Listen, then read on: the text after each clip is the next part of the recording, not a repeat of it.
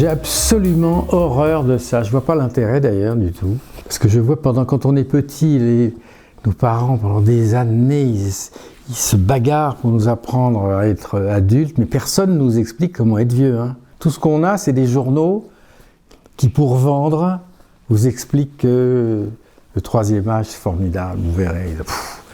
C'est la plus belle période de la vie. On peut rencontrer l'amour. Ça n'a aucun sens. Aucun. Et c'est pour ça maintenant que je suis ma chienne, que je vous présente d'ailleurs, Daffy. Mais sans ça, je ne peux plus supporter, mais je ne pourrais pas dormir avec quelqu'un. D'abord, je dors qu'avec elle. Et là, pour l'instant, je me sens vraiment de plus en plus vieux, mais je ne suis pas encore au point de ne pas pouvoir faire. C'est le jour où on ne peut plus le faire. Là, il faut arrêter.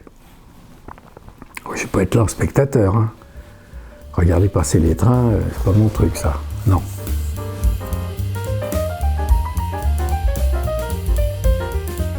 Il y a des gens qui sont faits pour être vieux. Moi, je connaissais des mecs à 25 ans, ils étaient déjà vieux. Donc, pour eux, vieillir, c'était rien. Moi, je pensais que je serais mort à 30 ans. On était beaucoup dans ce cas-là à l'époque. Hein. Tout à coup, voilà que j'ai 83. C'est obscène. J'ai jamais pensé être vieux. Je trouve ça... C'est presque mal élevé, quoi. Il faudrait pouvoir dire, voilà, c'est fini, au revoir. À aucun, non. Si être débarrassé des femmes, ça c'est vraiment bien, parce que c'est que des amis maintenant. Il n'y a plus... Il y a aucune gêne, il y a aucune, de leur part. Elles ne sont pas gênées, moi je suis rassurant. Je dis des conneries, je me marre, je bois 2 verres de vin, je peux dire n'importe quoi et me fâcher à vie avec des gens. Ça c'est un avantage quand même. Non, la seule chose qui est vraie, c'est que je marche dans la rue, j'y pense. Ça peut m'arriver d'y penser juste en regardant une jeune femme qui arrive, je la vois passer, oh putain, elle est formidable, hop, puis après je l'oublie, mais il y a un petit, hop, de séduction qui n'est réservé qu'à moi-même, quoi, parce que je ne lui montre pas, je ne vais pas lui faire de signes, ni rien. Donc ça, c'est pas mal. Quand j'ai connu Instagram, hein, on s'est présenté, bonjour monsieur, et j'ai vu qu'il faisait en fait, c'était que des mômes, il faisait des selfies, puis après il disait telle date et on s'est marré, voilà, c'était tout. Je me dis, mais enfin c'est n'importe quoi ce truc-là. Donc je dis, tiens, peut-être que si j'écrivais des vrais textes, ça va peut-être les intéresser. Et ça les a intéressés. Alors, je ne sais pas si c'est des mômes, il y en a, mais il y a beaucoup de vieux aussi. Hein, mais en plus, ça ne veut rien dire, franchement. Ça fait plaisir de regarder 131 000. Ah, bravo, oui, mais enfin, dis donc, quand tu vois les réponses, tu te dis, là, je ne suis pas chez Marcel Proust. Hein. En même temps, j'ai vraiment de la chance, parce que ça m'a sauvé la vie.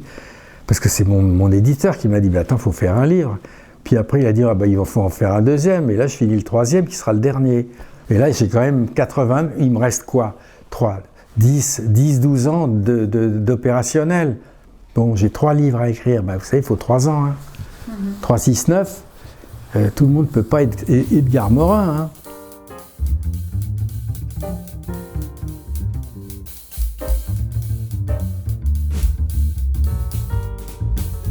C'est un formidable moyen de faire marcher le cerveau. Parce que quand ces gens arrivent, on les sort de chez eux, on les met dans un endroit blanc, une page blanche, et la seule chose qu'ils peuvent faire, c'est attendre de mourir. Et pour pouvoir survivre à ça, leur avenir, c'est de réfléchir au passé. C'est formidable. Parce que j'ai une telle hantise des EHPAD que je me suis dit, faut que je fasse quand même un effort pour eux. Et puis j'en ai visité, j'ai regardé. Là, je me suis dit, putain de merde, là, il faut vraiment faire quelque chose. Parce que c'est... Moi, j'ai vu je me souviens, un type à Figeac, j'arrivais le matin pour repérer et tout ça, et il y avait une table, et tout, il était comme ça. Et il a passé la journée entière. Alors, c'est là où c'est d'une injustice terrible, parce que j'ai eu jusqu'à 100, il y en avait plus de 100 EHPAD en France qui voulaient le faire. Donc je me suis dit, ça y est, c'est gagné, ça va être formidable, tu vois. On fait tout, je fais la télé, les trucs, j'en fais parler, et là, tout à coup, j'en réalise que ça arrive au pire moment, c'est-à-dire pendant la fin du Covid, quoi. C'est-à-dire que c'est là où il y a toutes les angoisses des gens. Et ils se sont tous dit, parce que j'en avais plus de 100, et là, récemment, il y en avait 30 qui avaient déjà dit non, définitivement, parce qu'ils ne savaient pas s'ils pourraient avoir l'argent pour payer l'électricité cet hiver. Et puis ils se sont dit, oh là là, attention, Mediapart, Internet, tout ça, ça va être affreux. Ils vont dire, mais attendez, vous feriez mieux de donner du pognon aux infirmières. Oui. Tout ça, c'est vrai, mais ça n'a aucun rapport avec ce que je veux faire. Moi, je veux m'occuper du citron. Et ils viennent avec plaisir, les gens. Parce qu'ils vont savoir de quoi ils vont pouvoir parler. Parce que si vous n'avez pas ça, au bout du 3e dimanche, vous lui dites quoi à la grand-mère? Alors ça va? Oui. Bon, bah, c'est vite fait, c'est très vite fait. Hein.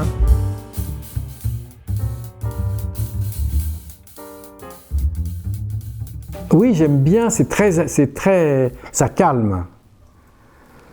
Ça calme vraiment. Ouais, c'est bien les ânes. De toute façon, les animaux, en général, c'est formidable. C'est tellement mieux que les gens. On ne sait jamais ce qu'ils pensent. Enfin, on ne peut même pas imaginer ce qu'ils pensent. Regarde ça, la gentillesse. Elle dort 18 heures par jour à peu près. C'est très rassurant. C'est une présence folle.